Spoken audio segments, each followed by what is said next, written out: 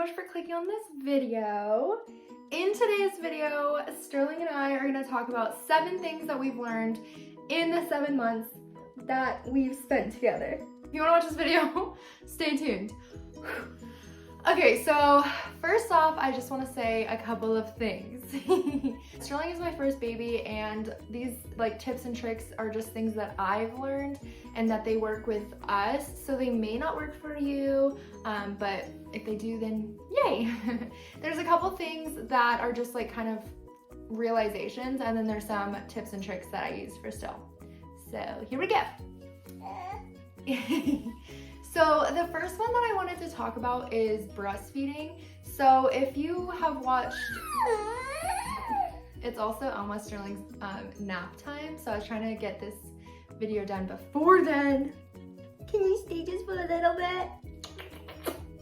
But breastfeeding, so if you've watched my channel or if you are interested in a video on breastfeeding, I have gone through so much with breastfeeding. So my realization that I've learned is that breastfeeding isn't just easy. You don't just have your baby and then if you want to breastfeed, you breastfeed. There's so many things that can go wrong. I personally had mastitis, I think 4 times. Luckily, I haven't had it in a really long time, and I'm so grateful for that because it was one of the worst pains ever experienced by me, and I almost quit breastfeeding because of it. I was like, if I get this one more time, I cannot do this anymore. It is so painful. But luckily, it went away, and went away for good. I can make a whole video on that now if anyone's interested, but that's all I'm gonna say for this video.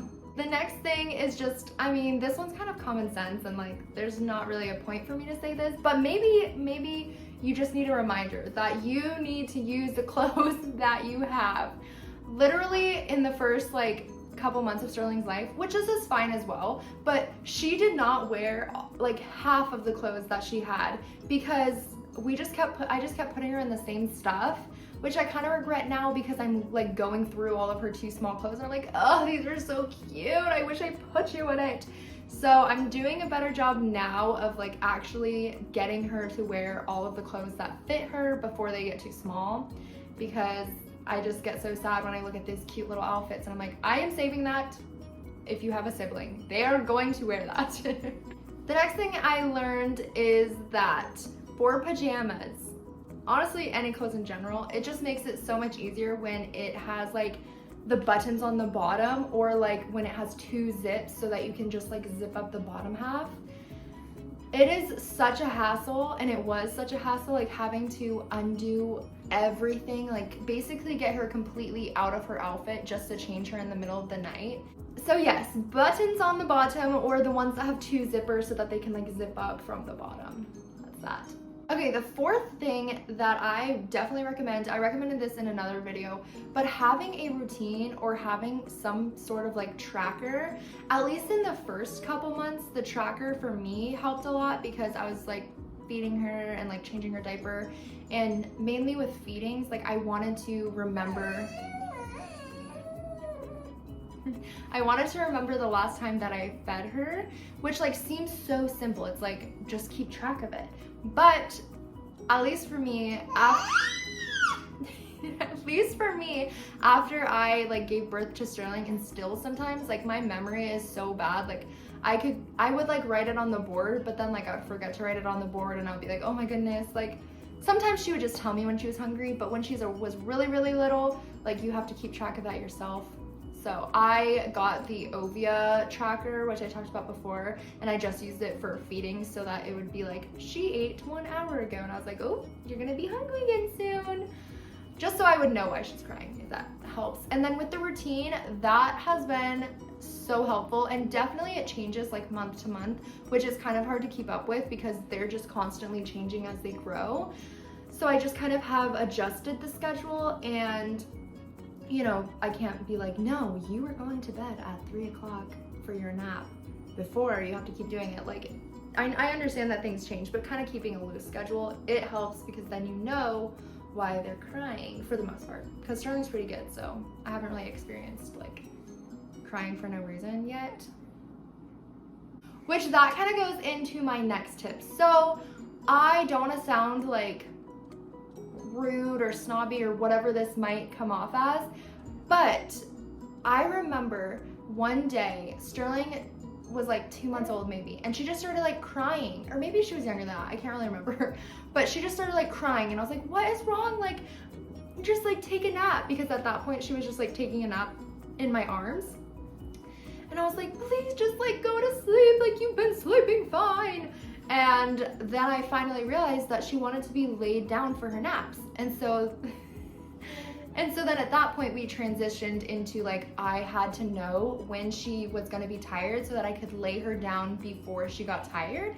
And maybe that's something that's like so obvious to people, but I did not know that because it was like an adjustment for me. So from now on, I keep track of like what time she woke up and when she is gonna start getting tired, because it's so much harder to lay her down if she's overtired. Like if she's just like wanted to take a nap for like 30 minutes to an hour at this point, then she's just like gonna be screaming because she's just so tired, and it's so sad for me. So I keep better track of that so that I lay her down before she's like not before she's tired, lay her down before she needs to be sleeping, if that makes sense, because then she'll just like be laying in her bed looking around, and then she'll just fall asleep, and it's like so much easier. Is that a word? Is that how you, I don't know, it's so much easier. No, it's so much easier. I think that's how you say it. That's what I do. I lay her down before she needs to be sleeping. Okay, we are almost done. I have 2 more things. These kind of also relate to sleeping. I don't know, maybe that's just like the biggest like tip and trick that I've learned, is just like how to get her to sleep and how to get me to sleep. So the next thing is that we give Sterling, for the majority, a pacifier only when she is sleeping.